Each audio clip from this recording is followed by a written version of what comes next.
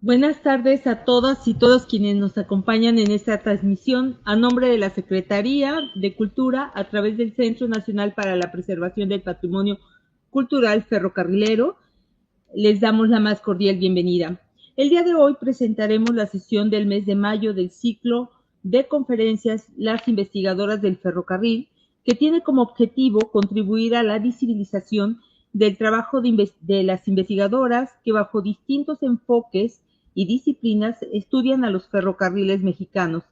Es importante mencionar que este ciclo de conferencias forma parte del proyecto Las mujeres en entornos ferroviarios, miradas multidisciplinarias, que impulsa el Centro Nacional a través de la Red Interdisciplinaria de Mujeres del Ferrocarril, que tiene como propósito reconocer, visibilizar y documentar el papel histórico y contemporáneo de las mujeres en la industria ferroviaria, así como su participación como gestoras, promotoras, conservadoras, difusoras del patrimonio ferroviario del país.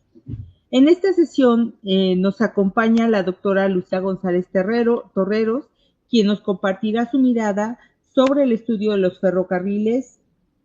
Seas bienvenida.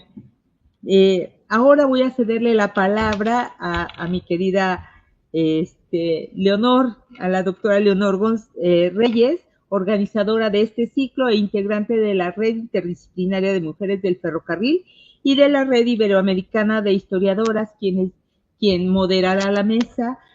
Muchísimas gracias, Leonor. Muchísimas gracias, doctora Lucía. Sean bienvenidos y bueno, comenzamos. Hola, buenas tardes a quienes nos acompañan, Isabel, a la doctora Lucía. Y bueno, pues me da mucho gusto darles la bienvenida a una nueva transmisión de este ciclo y por supuesto también agradecer a todas las personas que pues, nos apoyan y se encargan de la organización por parte del CEDIC, por parte del museo, a la Red Iberoamericana de Historiadoras que nos brinda el espacio digital para hacer las transmisiones y a la Universidad de Sonora que nos apoya con el respaldo académico para estas transmisiones. Bienvenida a la doctora Lucía y me voy a permitir leer una pequeña semblanza para hacer la presentación de nuestra invitada. Lucía González Torreros es profesora e investigadora del Centro Universitario de Ciencias Sociales y Humanidades de la Universidad de Guadalajara. Es licenciada en Turismo, tiene una maestría en Desarrollo Local y Territorio y un doctorado en Ciudad, Territorio y Sustentabilidad por esa misma institución. Es responsable del cuerpo académico, procesos de desarrollo y aprovechamiento de los recursos. Ha publicado diversos artículos, libros y capítulos de libros. Además, ha participado como ponente y conferencista en eventos académicos nacionales e internacionales, particularmente sobre la línea Turismo, Patrimonio y Desarrollo Local. Es miembro del Sistema Nacional de Investigadores. El día de hoy, la doctora Lucía González Torreros compartirá la ponencia Representaciones espaciales sobre los caminos de fierro en la región Valles del estado de Jalisco. Sin más, le doy la bienvenida y le recuerdo que tiene 40 minutos para hacer su presentación. Bienvenida.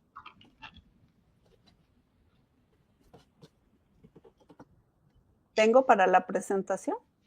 40 minutos. 40, ok. Muy bien. Muy bien.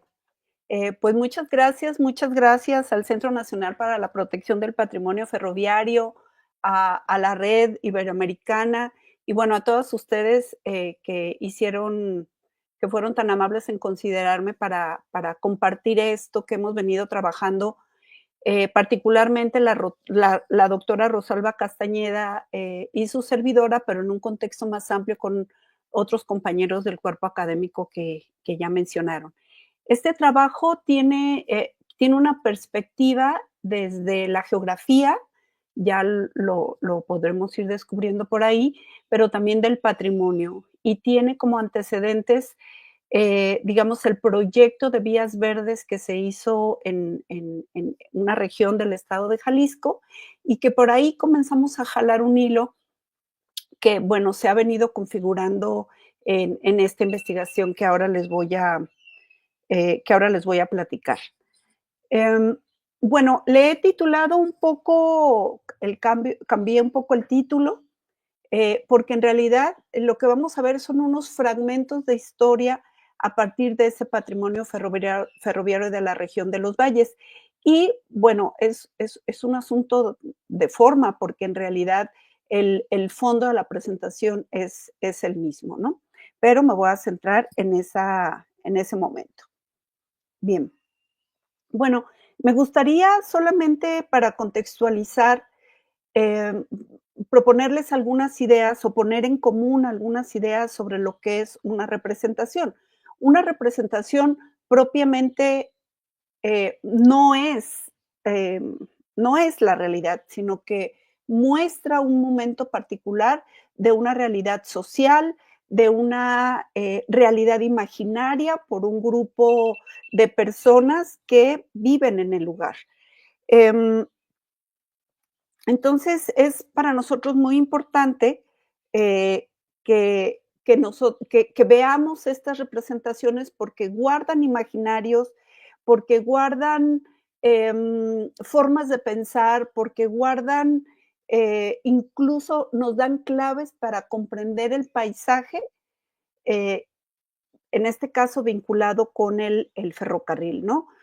Por supuesto que aglutinan también un conjunto de elementos que hoy forman parte de un patrimonio, pero que en un momento dado fueron o son todavía elementos de la vida cotidiana. Y bueno, Serge Moscovici es uno de los autores que traemos un poco a la discusión con estas ideas, pero también a Paul Claval. Paul Claval también habla de las representaciones como construcciones mentales y simbólicas que definen a una sociedad.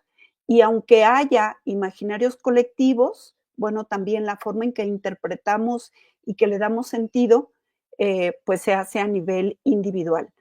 Y nosotros vamos a ver en el transcurso de esta plática, bueno, espero que ser muy clara en esto también, de que estas imágenes también nos proporcionan códigos culturales para comprender al territorio del que yo les voy a hablar enseguida.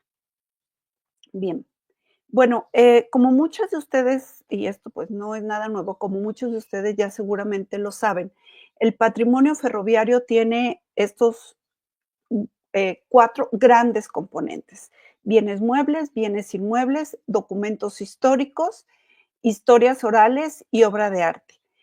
Yo voy a hacer referencia, van a aparecer por ahí los bienes muebles, los bienes inmuebles, pero en realidad hay documentos históricos como la cartografía, que yo ahora me gustaría mostrarles, que a mí me fascina la cartografía. Y bueno, agradezco al Centro Nacional porque gran parte de estos productos que ahora les comparto fueron muy amables en proporcionármelos. Y luego también historias orales, un poco a través de cronistas y obras de arte. Em, las obras de arte quiero vincularlas con esto de la cartografía, porque en geografía decimos que la cartografía es la más científica de las artes o la más artística de las ciencias. Y por lo tanto, bueno, yo aquí acomodé un poco a conveniencia esta clasificación, ¿no? Ubiqué los materiales que vamos a revisar. Bueno, entonces enseguida les voy a platicar sobre algunas representaciones del patrimonio ferroviario. Daré algunos ejemplos muy generales y también es solamente para recordar el contexto, porque también seguramente ustedes tienen una gran cercanía con estos elementos del patrimonio y muchos de ellos los encontramos en la exposición que tienen en el Museo de los Ferrocarriles, que la verdad es algo muy, muy bonito. Si no han tenido oportunidad de visitarla, bueno, aquí va un comercial.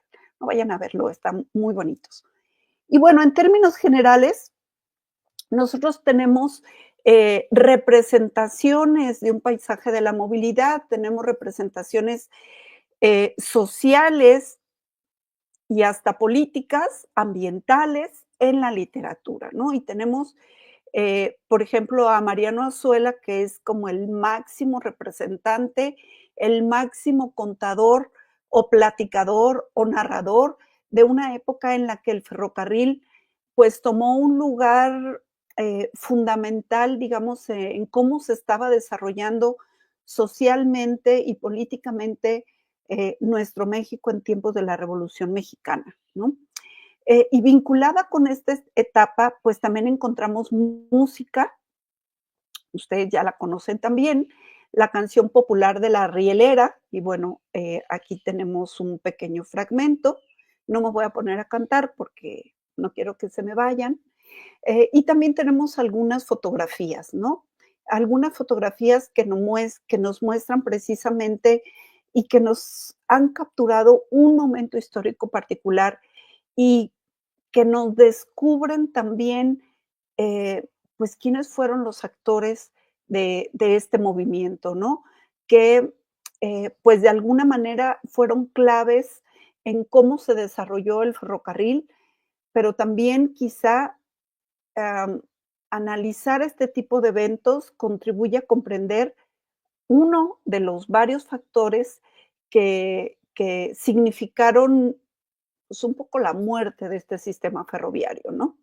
Entonces, bueno, tenemos estos 3 elementos y a ellos sumamos estas 2 pinturas, la pintura artística, vamos a hablar de la pintura artística con estos 2 ejemplos, pero también de la pintura popular. Es, José María Velasco fue un paisajista de finales del siglo XIX y gran parte de su obra la dedicó a pintar el paisaje que envolvía las vías del ferrocarril. Él es majestuoso en este sentido porque nos va a hablar al mismo tiempo de un volcán, pero como ese volcán se veía en muchos casos surcados por la ingeniería del ferrocarril, ¿no? Vemos aquí dos escenas, digamos, eh, en el puente y la barranca de Metlac, y bueno, vemos ahí a los ingenieros, ¿no? También la labor de los ingenieros, que luego la vamos a ver muy presente también en la cartografía. Y luego tenemos esta maravilla que a mí me encantan, eh, son los exvotos. Estos exvotos están en el Museo Amparo de Puebla, junto con más o menos otros 8 o 9, pero quise traer estos como ejemplo. Y son ejemplos que en un momento dado fueron entendidos como carentes de valor patrimonial, a diferencia de las otras pinturas que eran consideradas o fueron consideradas y hasta hoy son consideradas como un arte y de una alta cultura, ¿sí? Es decir, la cultura popular no estuvo considerada por mucho tiempo con un sentido o una significación patrimonial. Bueno, vamos a ver que sí. En la imagen de la izquierda, el señor Juan Velázquez se pasó de copas y se quedó dormido en las vías del tren. Da gracias a San Pancracio que su compadre lo rescató a tiempo antes de que lo hiciera cachitos el ferrocarril, ¿no? Pues habla obviamente de la sociedad, porque incluso la forma de hablar. Y luego dice el de la derecha, en llegando a Chihuahua en el año de 1914, los villistas asaltaron el tren y se llevaron a mi mujer y a mi suegra. Y yo me escondí y me encomendé al niño de Atocha, ¿no? Al que doy gracias porque me salvé, porque no me vieron, ¿no? Entonces, fíjense cómo si decodificamos estas imágenes, pues nos hablan de esto que veníamos diciendo antes, ¿no? Del movimiento de los villistas, cómo los vamos a asociar con Chihuahua. Obviamente los villistas no anduvieron ni tan en el centro ni en el sur de México. Entonces, también nos va presentando unas condiciones que nos ayudan a localizar los hechos históricos, ¿no? Y hay muchos. Hay otra que iban llegando a la costa, hay otras que se enfermó, etcétera, ¿no? Y también de los santos, nos habla quiénes eran los santos de la devoción en estos casos. Y también los santos nos hablan de una región o de una zona geográfica en particular. Y algo que sucedía era que, pues, había un pintor que dibujaba la escena y ya se vendía, digamos, como fondo y cada persona, pues, ubicaba la que mejor le convenía, lo que quería dar gracias y escribía ahí el agradecimiento, ¿no? Entonces es posible identificar algunas con varios agradecimientos, ¿no? Y esto fue una costumbre que se llevó a cabo en muchos lugares, ¿no? No son exclusivas de esta zona, pero estas, pues las comparto porque vienen al caso. Y bueno, con este contexto, les voy a hablar un poquito sobre lo que empezamos a trabajar y cómo ha ido evolucionando, que ya les platicaba yo, que todo empezó porque en la región que estábamos trabajando hace, pues, casi 10 años, empezó a hablarse de las vías verdes. Y entonces, nos llamó la atención porque esta estación que está en la fotografía, la estación de Ameca, y nosotros habíamos tenido oportunidad de conocerla en los primeros años del siglo XXI y estaba completamente destruida. No destruida, sino el entorno estaba árido, seco, con ramas. Y bueno, vivía un señor y tenía sus animalitos dentro de la estación. O sea, uno la abría y había gallinas, había cerdos y todo, y nosotros pues no podíamos creer por qué estaba en ese grado de deterioro. Cuando nosotros empezamos a trabajar vías verdes un poquito después de esto y supimos que esta estación era parte del proyecto, pues comenzamos a darle un seguimiento, ¿no?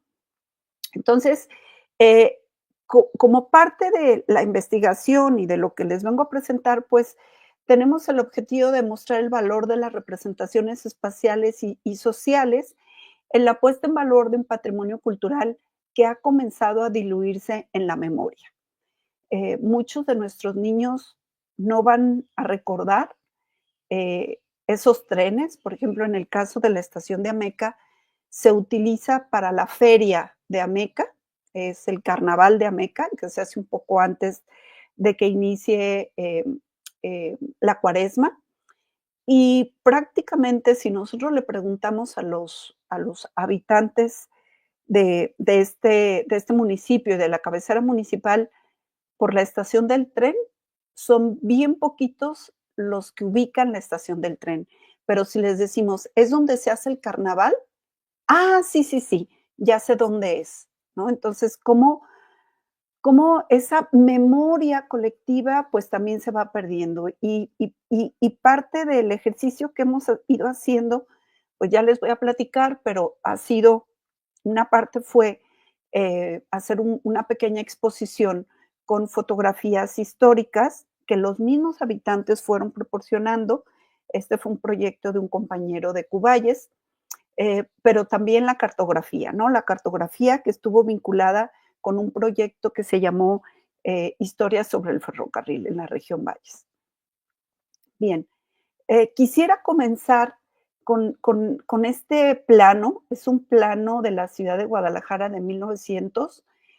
Este plano está en la mapoteca histórica del Departamento de Geografía de la Universidad de Guadalajara, donde yo laboro. Tenemos algunos muy, muy bonitos. Bueno, este es uno de ellos. Está realizado con la técnica vuelo de pájaro y vemos aquí la Guadalajara de 1900. Pero vean ustedes la superficie que está destinada a la estación del ferrocarril.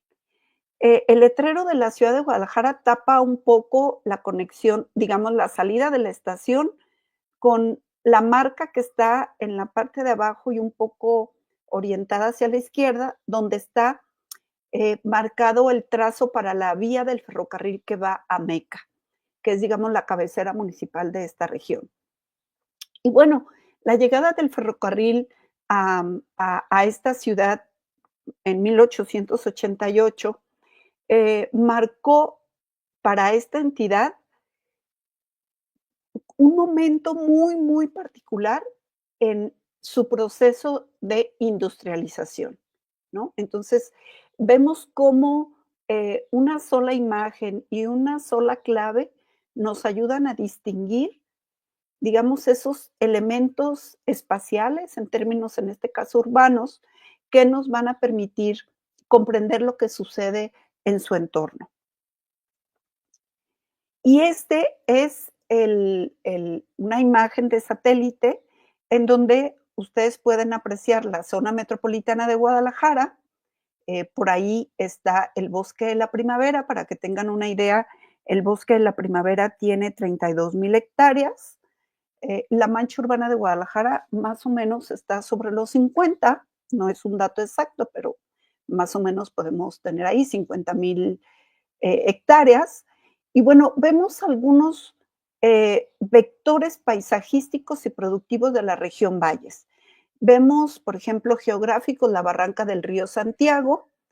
En alguna sección del paisaje gavero se le conoce como Barranca de Achío, el volcán de Tequila o el volcán Tequila, que le da nombre al poblado de Tequila, y a su vez a la bebida que todos conocemos, y en conjunto dan pie a un paisaje gavero.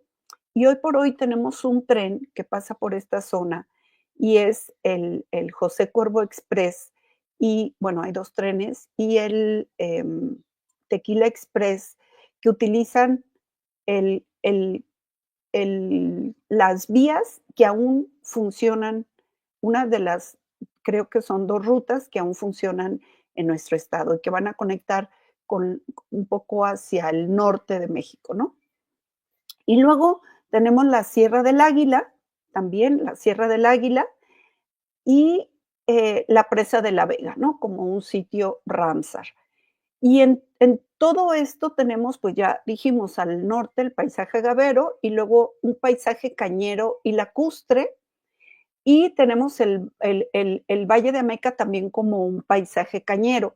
Y en la intersección, por ahí un poco hacia la derecha y hacia abajo de la Sierra del Águila, tenemos las comunidades de Tzatlán, Ahualulco de Mercado, que tenían o tuvieron una actividad minera muy importante. La misma Ameca tuvo una actividad minera importante. y por eso tenemos una ruta del tren, bueno, los vestigios de una ruta del tren que le conocieron en ese momento como el Minero. Y bueno, aquí todo esto nos ayuda a comprender o nos va a ayudar a explicar por qué algunos de los de las estaciones, de las vías del tren que se hicieron en ese momento y las mismas vías del tren tuvieron detrás una intencionalidad económica. Había que conectar las haciendas productivas con la ciudad de Guadalajara. ¿Y cómo se hizo? Bueno, el tren en ese momento tuvo esta intención. Y bueno, cuenta la historia que Mariano de la Bárcena, que fue gobernador de nuestro estado y que además era de esta región, siempre tuvo mucho interés en que esta zona quedara conectada, ¿no? Y fue uno de los principales propulsores del tren en la región. Y bueno, lo vamos a ver ahí. No recuerdo si en los materiales que elegí para esta plática se ve ahí que fue propietario de tierras también, ¿no?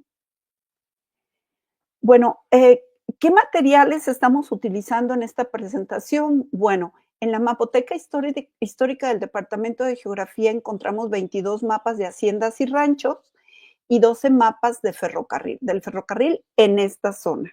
Que luego es posible encontrar algunos mapas de las líneas que fueron hacia el sur, hacia Chamela, por ejemplo, y en la costa de Chamela, y otras en la región de los Altos, pero para la región son estos. Y el plano de la ciudad de Guadalajara de 1900 que ya les mostré.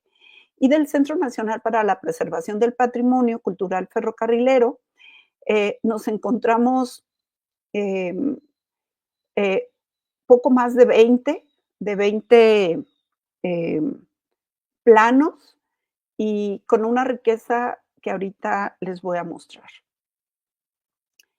Bueno, tenemos estos 2 planos, no se ve muy bien aquí, pero me permití en la diapositiva de enseguida hacer un acercamiento. Tenemos estos 2 planos, mm, uno de 1985, el de la izquierda, y otro de 1899, el de la derecha.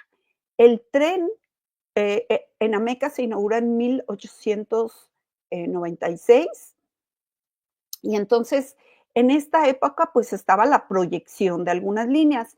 Em, Vamos a ver que algunas se concretan y algunas se concretan, pero quizá no en el tiempo que estaban estipulados. Yo veo pequeña la imagen, pero no sé si ustedes tienen la posibilidad de verlo más amplio, espero que sí. Y aquí vemos, por ejemplo, en la imagen, en este recorte de la imagen que es del Centro del Patrimonio Ferroviario, creo yo que es más preciso porque incluso el trazo de las líneas del ferrocarril obedecen un poco, se ven estas curvaturas y tienen muy bien representados las elevaciones, ¿no? Elevaciones que son importantes cuando se baja a una escala más puntual porque, porque dan señales primero de por dónde hay que pasar el ferrocarril, hay que buscar las líneas como más, entre comillas, fáciles, ¿no? Pero por otro lado, también nos van a dar información respecto al tipo equipamiento y de adecuación física, ingeniería que va a requerir la vía, ¿no? La de abajo muestra un poco eso también, la diferencia es que nos dice las vías que ya están construidas y las que no. Y bueno, en esta imagen, que ambas está en el Centro Nacional, también me voy a permitir tomar unos recortes, pero quise ponerlo así porque, bueno, ya lo saben, son de cada 10 kilómetros, ¿no? Se hacía un corte por cada 10 kilómetros. Em, no he podido reconstruir toda la vía en el trabajo de entonces. El señor Alfredo estuvo apoyándome y bueno, le agradezco. por el apoyo que nos dio en su momento, pero también de repente no se conseguía que todos los materiales fuera posible escanearlos. Y bueno, esto es lo que conseguimos en su momento. Luego quizá haya oportunidad de completar todo el trayecto, ¿no? Que sería muy, muy bonito. Y bueno, el de abajo de la misma fuente, pues también nosotros podemos desglosar, ¿no? Recortar y ver fragmento por fragmento qué es lo que se va a ir indicando. En la figura de abajo vemos, por ejemplo, el perfil topográfico de este tramo. Recordemos que son tramos de 10 kilómetros. Y el tipo de propiedad por el que pasa, el tipo de propiedad, vemos quiénes son los dueños. En algunos casos solo se presentan aspectos técnicos, ingenieriles, y en algunos otros casos se presentan quiénes son los propietarios y hasta la superficie, como en el recuadro este, ¿no? Em, También este tipo de cartografía es muy útil para documentar espacios naturales que hoy ya no existen. Por ejemplo, la laguna la tenemos aquí en el extremo izquierdo, la laguna de Magdalena. Si nosotros tuviéramos interés en documentar cuándo existía y cuándo dejó de existir esta laguna, bueno, este es un plano excelente que si se fijan ni siquiera alguien que esté investigando quizá algo sobre la laguna en términos ambientales, quizá no se le ocurre que en este material pueda haber una representación de eso, ¿no? Entonces, en la época, hay un ingeniero en jefe que firma varios de estos mapas, que probablemente en una sola línea, pues fue él el responsable de que todo el juego de mapas se hiciera, de planos, perdón, y bueno, lo vamos a ver ahí. Ahora, también es común que sobre un plano eh, que ya estaba elaborado algunos años antes, se ingresara nueva información o nuevos datos. Y eso nos va a mostrar por qué algunos de estos planos tienen tachada la fecha y sobrepuesta otra. Aquí tenemos un recorte del mapa que en la diapositiva anterior estaba ubicado en la parte superior.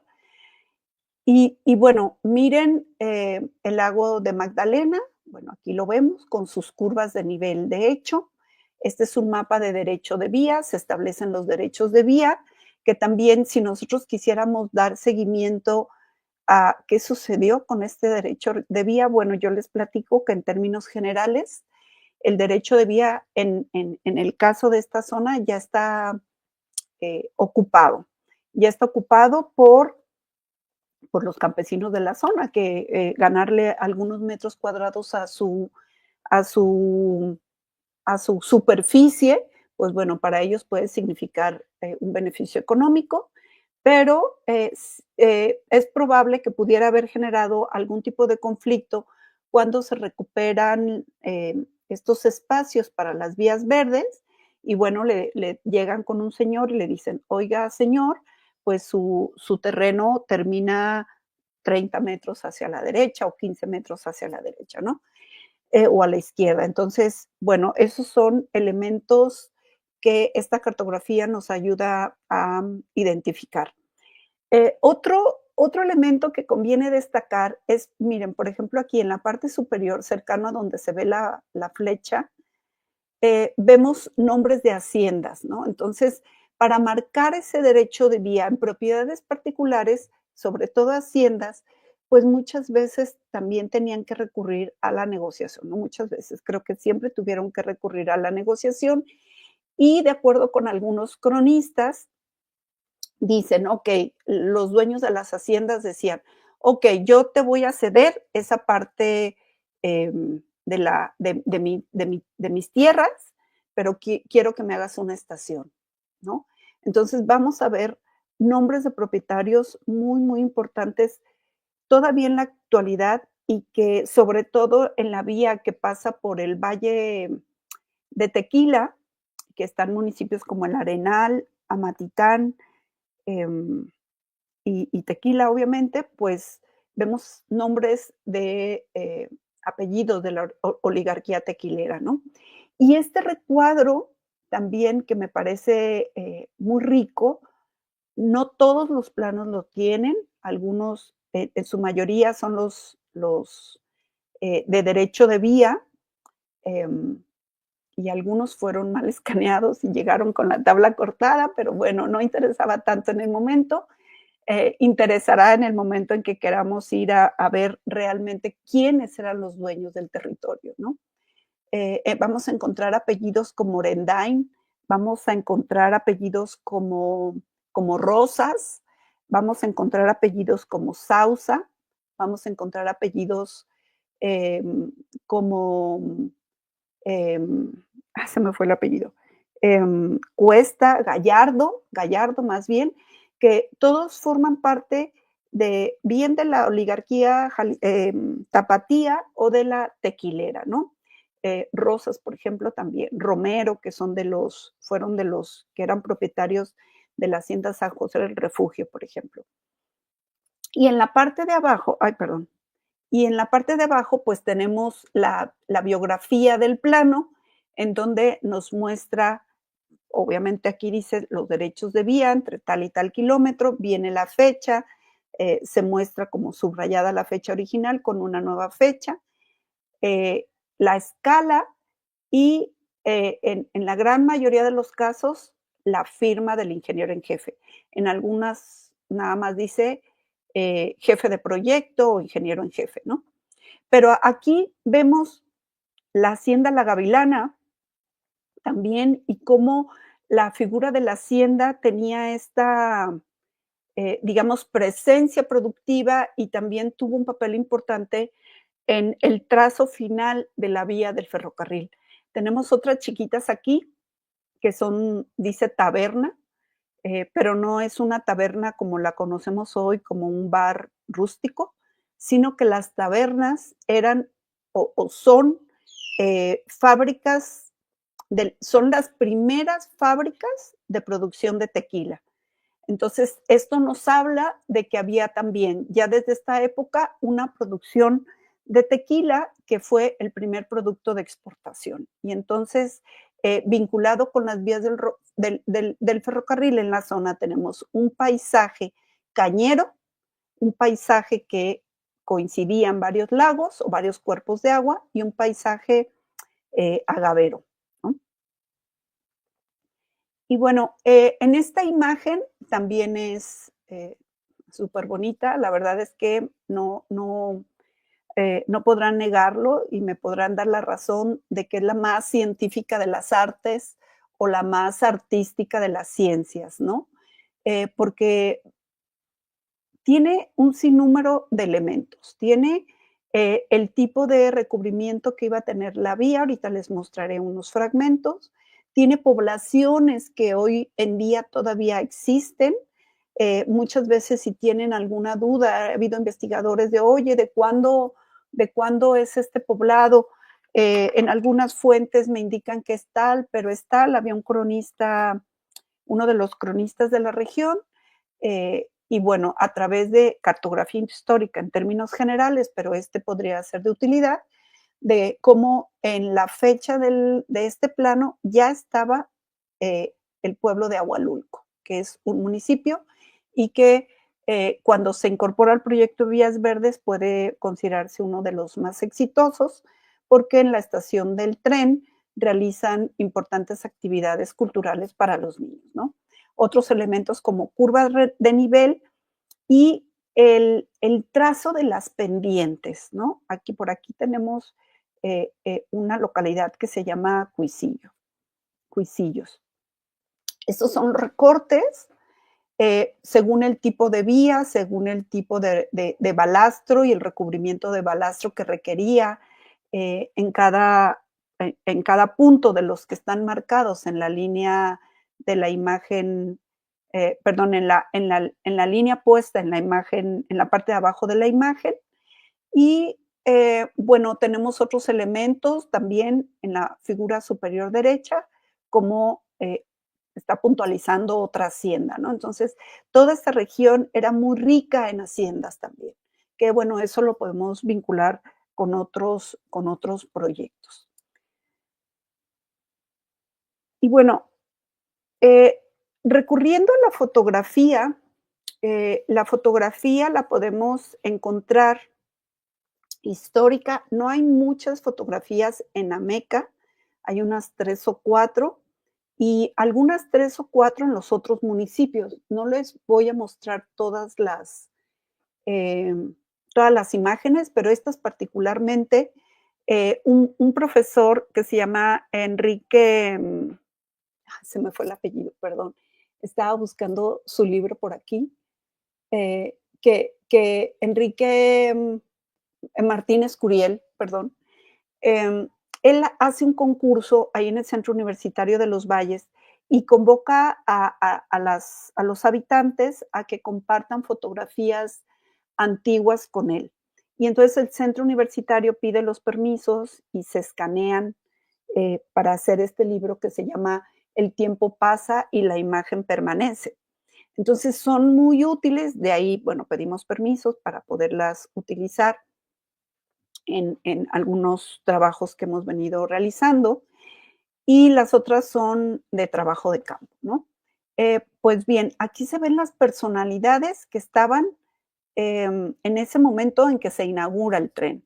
En la imagen de abajo vemos una carrera de autos y al fondo pues eh, se ve la Sierra de Quila, perdón, la Sierra del Águila como un elemento geográfico que le da mucha significación y que también permite explicar, digamos, muchos escurrimientos, muchos pequeños ríos sobre los cuales se tuvieron que tender algunos puentes.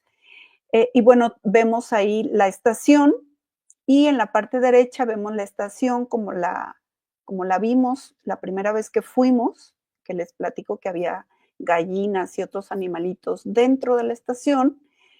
Y en la imagen de abajo, pues bueno, fue el resultado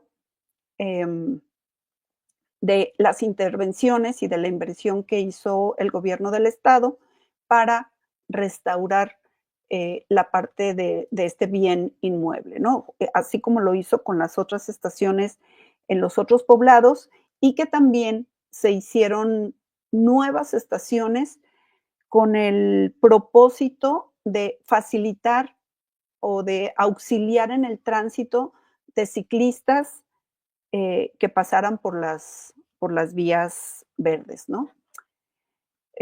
Bueno, y luego, vinculado con todo este trabajo que hicimos, eh, hicimos un trabajo con escuelas, con niños de sexto año, algunas escuelas del municipio de Ameca, y les hablamos sobre el patrimonio, les preguntamos ellos qué consideraban que era patrimonio, les preguntamos acerca de una leyenda que tienen que se llama la leyenda del Chavarín, y también les hablamos sobre el ferrocarril, ¿no?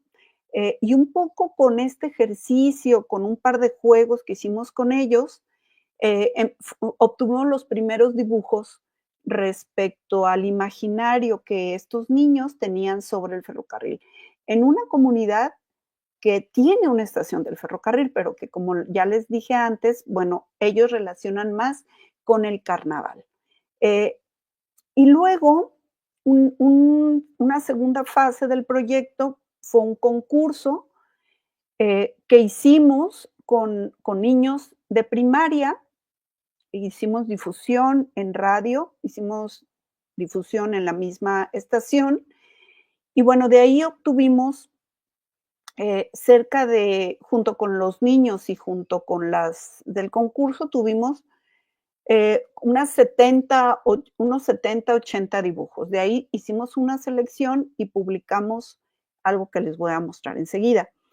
Y también participamos en la red de cronistas del estado de Jalisco y contactamos con 4 cronistas de 4 municipios, bueno, 5 cronistas de 4 municipios, y les preguntamos acerca de la historia del ferrocarril, acerca de de qué cambios trajo el ferrocarril a la región, de leyendas e historias que se cuentan localmente respecto al ferrocarril. Nuestro objetivo inicial era platicar con algún trabajador del ferrocarril que aún estuviera vivo, y solo identificamos a uno, y sus familiares no nos dieron oportunidad de platicar con él porque el señor ya estaba muy grande, ¿no? Entonces, que podía tener ahí algún problemita el señor y pues bueno, se respeta también. Cuando uno no tiene la fuente ideal, pues siempre podemos recurrir a otras fuentes y en algunos casos, no siempre, pero en algunos casos em, se pueden sustituir o se pueden complementar. No hay mucho tiempo para que yo les ponga los videos. El video de los cronistas dura eh, como 22 minutos, aunque fueron cerca de 14 horas de grabación. Y el video del lado derecho, pues es un video corto, dura un par de minutos, sobre el concurso que hicimos precisamente con los niños en la estación del tren y que dio como resultado este producto. Este producto, bueno, es un libro en donde nosotros estamos compilando los dibujos que son más destacados o que bajo nuestro criterio y nuestros objetivos de investigación fueron los más destacados. Y fíjense cómo predominan algunos imaginarios sobre el ferrocarril, ¿no? Por ejemplo, en el primero de la derecha superior es una niña mía de 6 años quien lo hace y hace un tren de circo, ¿sí? Porque viene un animal. En la descripción, bueno, también se habla de, no todos tienen descripciones, pero la niña decía, es que es un tren de circo, como en las películas, ¿no? Y como las películas, pues también nos van a presentar algunos imaginarios. ¿Qué película? Y dice, la película de Dumbo, ¿no? En donde, pues, obviamente, bueno, no sé si recordarán, una parte se desarrolla en un tren, al menos al inicio. Y luego tenemos en la imagen inferior izquierda, o bueno, del centro, un tren que pasa por el puente de Ameca. O sea, en realidad el tren no pasa por ese puente, pero el niño pues lo puso ahí. Y bueno, se ve el agua del río Ameca. Este río Ameca desemboca hasta la costa, es el límite entre los estados de Nayarit y Jalisco. Y bueno, el tren es de carbón. Si se fijan, el tren es de carbón. Y enseguida, a la derecha, bueno, Alejandra, de 11 años, ella dibuja la estación de antes y la estación de después. Esta niña vivía a un par de cuadras apenas de la estación del tren y por ello quizá sí tenía un referente de cómo estaba antes y que pudo ver el cambio. Y luego otra que está al centro, en la parte superior, que hubo dos dibujos similares que hablan, bueno, que muestran a unos rateros, pues hasta con pistola, asaltando pues a un transeúnte. Vemos un niño en bicicleta y el dato curioso, está una persona que le está cayendo un coco en la cabeza cuando ni siquiera hay palmeras en el lugar y obviamente no hay elementos biológicos de este tipo, ¿no? La otra imagen que hace referencia a la violencia tiene que ver con, están unos policías con un asaltante en la vía verde y hasta se ven las balas, ¿no? Los niños dibujaron las balas. Entonces, pues a mí se me hace un poco fuerte, pero es una representación también de lo que está sucediendo y que no es nuevo, ya tiene sucediendo varios años en la región, ¿no? En esta región está, y es uno de los puntos también cerca de la presa de La Vega y la estación de La Vega, está Teuchitlán, que ustedes quizá lo escucharon, fue objeto de noticias muy lamentables hace un par de semanas, ¿no? Entonces vemos pues cómo esto también va limitando que proyectos culturales se desarrollen favorablemente. Algunas de las estaciones, un par de las estaciones que se crearon nuevas, como parte de las vías verdes, han sido saqueadas, es decir, hicieron baños muy monos, muy funcionales, pues quitaron las tazas del baño, quitaron las puertas, quitaron todo, y en un par de casos son, son lugares del crimen organizado para vigilar. Y en una sección de Tala, pues también, siempre vamos a ver halcones ahí en esa zona. Entonces, es muy lamentable porque se dejó de invertir y quienes cuidaban, bueno, ya no pueden estar pues, tanto tiempo porque ya mucha gente ya no le pagan su sueldo, siguen ciclistas, siguen, y en, el medido en, que en la medida en que la gente vaya apropiándose de estos espacios, del patrimonio, que ya no se roben las vías ni los durmientes, pues bueno, las posibilidades de conservar este patrimonio se van a incrementar, ¿no? Entonces, también este libro se los comparto en el link que les apunto ahí y que Isabel, aún tenemos algunos impresos, porque si mandamos al centro de documentación, no sé cómo les ha ido, pero bueno, también tenemos algunos impresos que les podemos compartir. Y pues bueno, con esto yo estoy terminando esta charla. Muchas gracias por su asistencia, por su invitación, por su interés y quedo a su disposición a tratar de resolver alguna duda si la hubiera. Muchas gracias. Muchísimas gracias por la charla. Yo creo que es muy interesante toda esta riqueza de fuentes también que nos presentas, las cuales, pues claro, pues son para Guadalajara, pero que también este tipo de fuentes existen, ¿no? Para otras partes del país. Entonces, hay una gran cantidad de cosas, de investigaciones que se pueden hacer sobre el ferrocarril, de temas que a lo mejor están muy poco abordados, pues en mi caso, ¿no? Por la historiografía, por la antropología, por distintas disciplinas y que, bueno, este panorama amplio que nos presenta la doctora Lucía nos muestra, ¿no? Que hay formas o hay para investigar de todo, ¿no? O sea, desde cómo se ve reflejado, ¿no? Esa nueva tecnología a través de las devociones, ¿no? Con estos exvotos que nos habías, bueno, que nos presentaste, que son súper interesantes. Y que los hay también para otras tecnologías, ¿no? Para electricidad. Yo me acuerdo haber visto uno en un curso que era sobre uno que agradece no haber muerto electrocutado mientras estaba reparando sí. un cable. Entonces, cómo se va conjugando, ¿no? Esas tecnologías con pues las cuestiones religiosas, ¿no? De cultura popular. Pues hay un sinnúmero de temas que de verdad están poco abordados. Entonces, creo que además de esta interesante propuesta, pues también es una invitación, ¿no? A tratar de buscar nuevos tipos de fuentes que aporten, ¿no? Estos otros temas o estas otras visiones que no solamente pues tienen que ver con lo económico siempre, ¿no? Sino con una gran variedad de temas. Ahí ya regreso por acá, Isabel. Bueno, tenemos algunos comentarios ya en las redes sociales, entonces te voy leyendo algunos. Algunos son saludos, otros ya que sean preguntas, pues ya obviamente tendremos un tiempo para contestar. Alice Bembeuti, buenas tardes. Felicito a la doctora Lucía por su disposición a presentar los datos de su investigación y agradece al CEDIF y al museo por la organización de esta serie de conversaciones, investigaciones compartidas y nos saluda desde Brasil.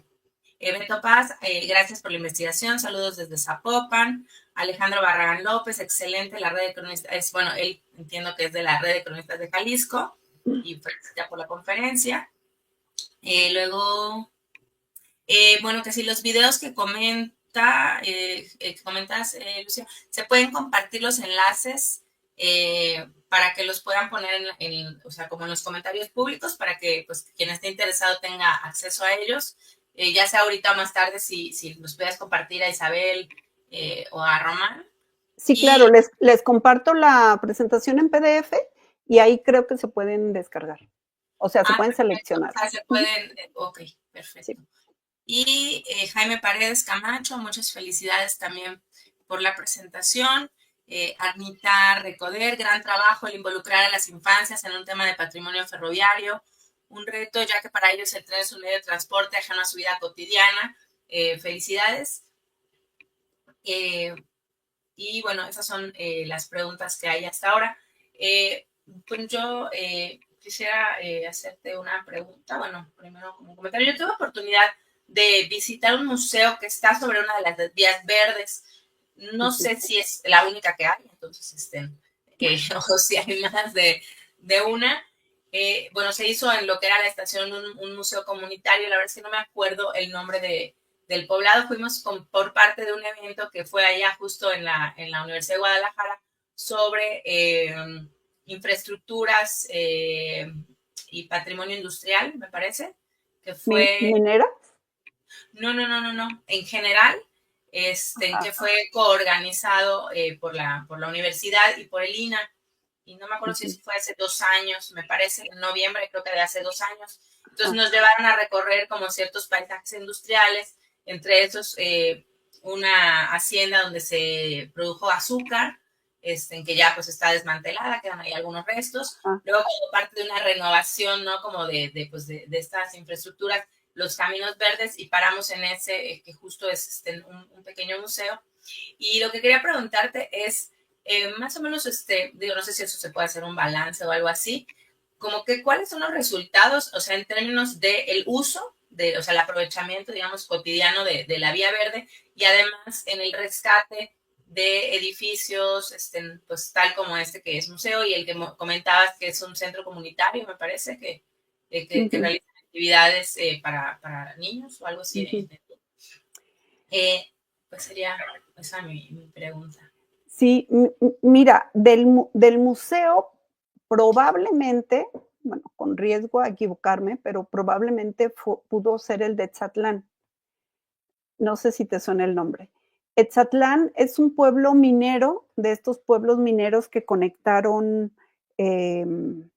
con el tren, y tiene una zona minera que obviamente el tren no alcanzaba a llegar hasta allá, pero había pues algunas posibles conexiones. Mejor conectado en ese tiempo que ahora. El pueblo minero tenía hasta teatro. Tenía teatro y artistas de renombre fueron a ese teatro. Entonces, debió haber estado bien comunicado en la época. Hoy está un poco difícil de acceder, pero puedo pensar que sea ese museo. Y cada lugar, la evolución del proyecto de Vías Verdes y la inversión que se realizó, bueno, la inversión realizada y la estrategia del gobierno del estado fue más o menos similar en todo, ¿no? Una restauración arquitectónica, un cuidado de paisajismo, en este caso a lo largo de las vías. Se contrató un monitor, es decir, como un guardián de la estación, y tenían personal para hacer los recorridos, se compraron bicicletas para que la gente de la comunidad pudiera hacer los recorridos, se daban clases, por ejemplo, ahí en Ameca se daban clases de baile o de algo para hacer ejercicio.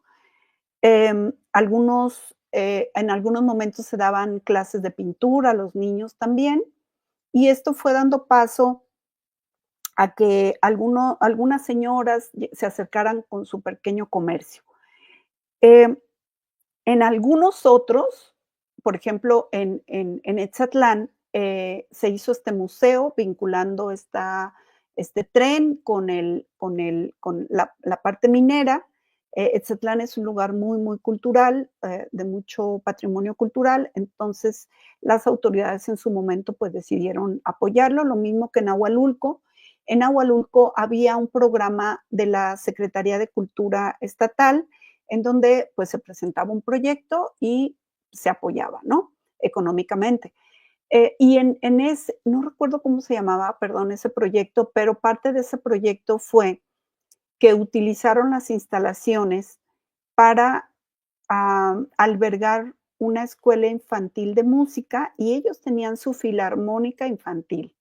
Entonces, bueno, la verdad, desconozco si aún continúa, lo voy a investigar.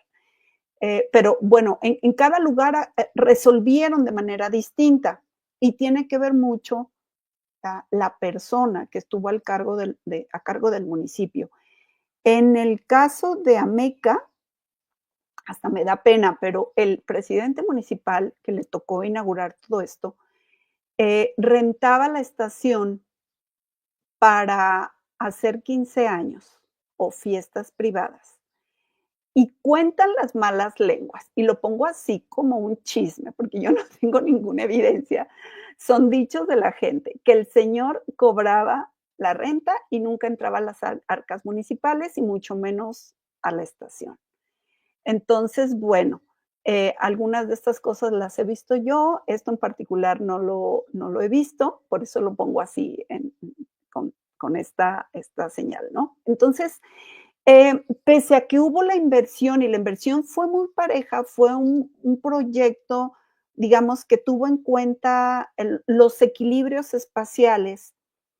Al final, la gestión, y aquí la importancia de lo local, la gestión en cada caso, pues yo llevó por rumbos distintos a cada lugar. En el caso de Ameca, había una estación una estación de radio, y los niños lo ubican muy bien, la ubican como la líder, ¿no? Así se llamaba la estación, la líder, salen algunos dibujos de los niños, y pues ya formaba parte del entorno de la estación del tren. La tiran y hoy hay un pequeño centro comercial. Entonces, como también no solo es el patrimonio físicamente donde está, sino que hay que comprender que el entorno también forma parte de esta parte de patrimonio, ¿no? Con los cambios de gobierno, la verdad que se ha perdido un poco en la práctica, ¿sí? Porque, por ejemplo, ya a los monitores ya no les paga el Estado, sino que ya les pagan los municipios con sus propias restricciones económicas. Eso es lo que yo he observado.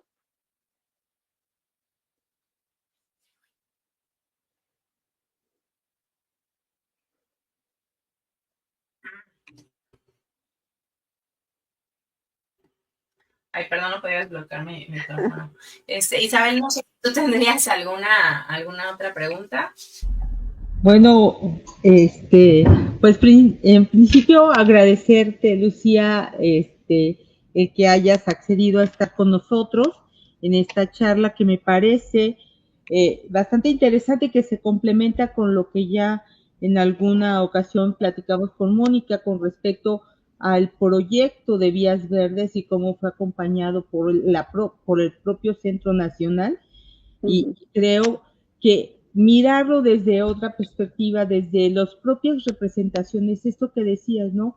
Los planos, hasta dónde te pueden dar como la información, y no solamente eso, lo que deriva después de que hacen todo este proyecto de Vías Verdes. Me parece que no ha habido en toda la República Mexicana un ejercicio como el que ustedes hicieron con respecto a cómo los niños miran las vías del tren y cuáles sus propios entornos, cómo viven su cotidiano en un proyecto donde ya no hay tren, pero que eran senderos donde estaba el tren, ¿no? Cómo ellos lo van asumiendo, lo van consumiendo y cómo lo van reinterpretando, eso me parece sumamente interesante. Te digo, es un ejercicio que no se ha visto replicado en otros estados. Me parece que Vías Verdes Jalisco es uno de los proyectos que tuvo mayor impacto y que fue mejor llevado, porque aquí es interesante pensar también cómo se involucran los distintos niveles de gobierno, como las distintas instituciones y las propias comunidades, ¿no?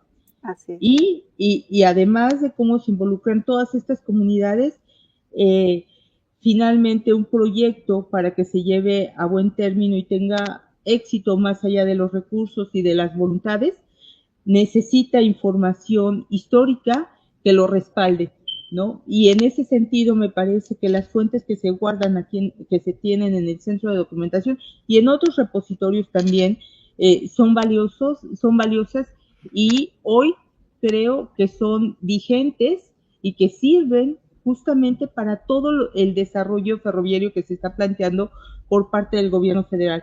Pensar en los trenes de pasajeros ahora, ya no están pensando en hacer vías verdes, sino retomar el asunto de las vías para operación del ferrocarril y el asunto de los trenes de pasajeros, cómo estos documentos que fueron históricos hoy se pueden volver a tener como en lectura y esto que decías de mirar cómo se va perdiendo o cómo se va modificando, cómo se va transformando el paisaje, ¿no?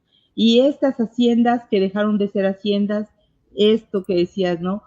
De las negociaciones que se tenían con los propios hacendados, bueno, nosotros lo podemos ver en un documento, en un decreto donde diga que le van a expropiar al hacendado, pero el que esté representado en un documento que lo puedes ver gráficamente, pues me parece que es bastante valioso y que lo hayas puesto a vista de nuestros radio o escuchas, pues me parece que es bastante interesante. Y en ese sentido, pues te agradezco muchísimo, que bien, creo que lo que nos dices me deja pensando, por ejemplo, en Orenday y en todos estos nombres que nos decías de los hacendados, pues pienso que esos hacendados, finalmente esas poblaciones también nacen por estos hacendados, ¿no?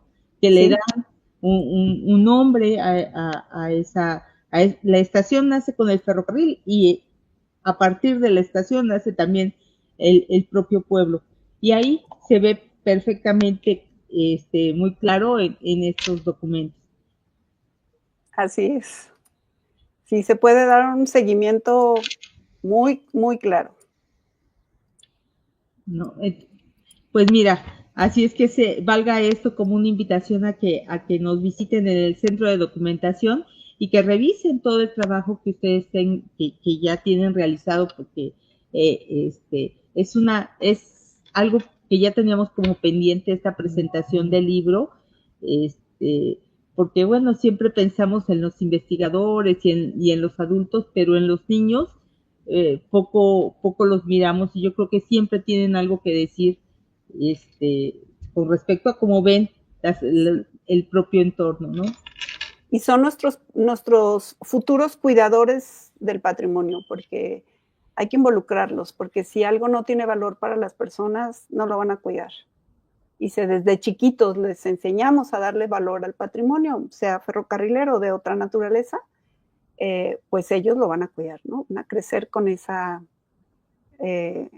digamos, responsabilidad.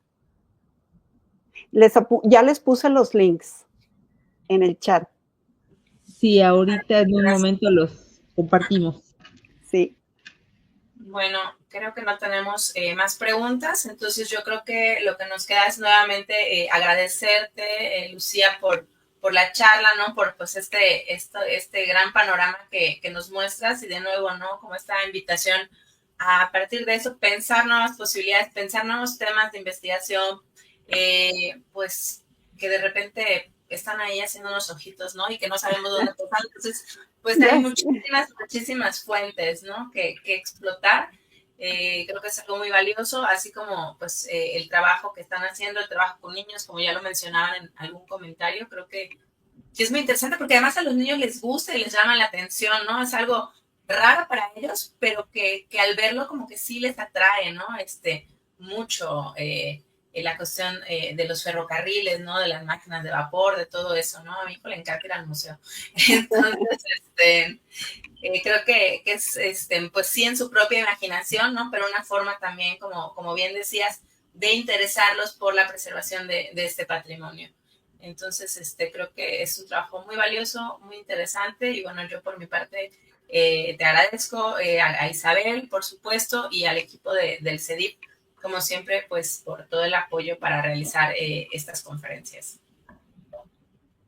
Sí, y bueno, ahora sí vamos a cerrar y añadiendo a lo que dices, Leonor, efectivamente, no solamente nos da las lecturas de cómo ven los ferrocarriles, sino cómo también ven los entornos, ¿no? A mí me ha llamado mucho la atención esto que decías, ¿no? Del niño que hace la representación y está la pistola y están los balazos, me parece algo muy fuerte, ¿no? Entonces, ¿cómo viven su cotidiano en los entornos donde estuvo el ferrocarril? Y creo que vale la pena pensar, nos invita a pensar nuevamente qué hacemos y cómo podemos cambiar estas propias situaciones, ¿no? Y bueno, les agradezco mucho, a nombre de la Secretaría de Cultura, a través del Centro Nacional para la Preservación del Patrimonio Cultural Ferrocarrilero, les damos las gracias y los invitamos para el próximo viernes. Estaremos presentando el libro Manuel Obregón, un fotógrafo de Aguascalientes, 1920 a mediados del siglo XX, con el doctor Gerardo Martínez, que estará con nosotros aquí en las instalaciones del museo. Esperamos poderlo transmitir y ya les estaremos dando noticias de los demás eventos. Muchísimas gracias, Leonor. Muchas gracias a todos. Lucía, muchísimas gracias. Un abrazo. Un abrazo también para allá.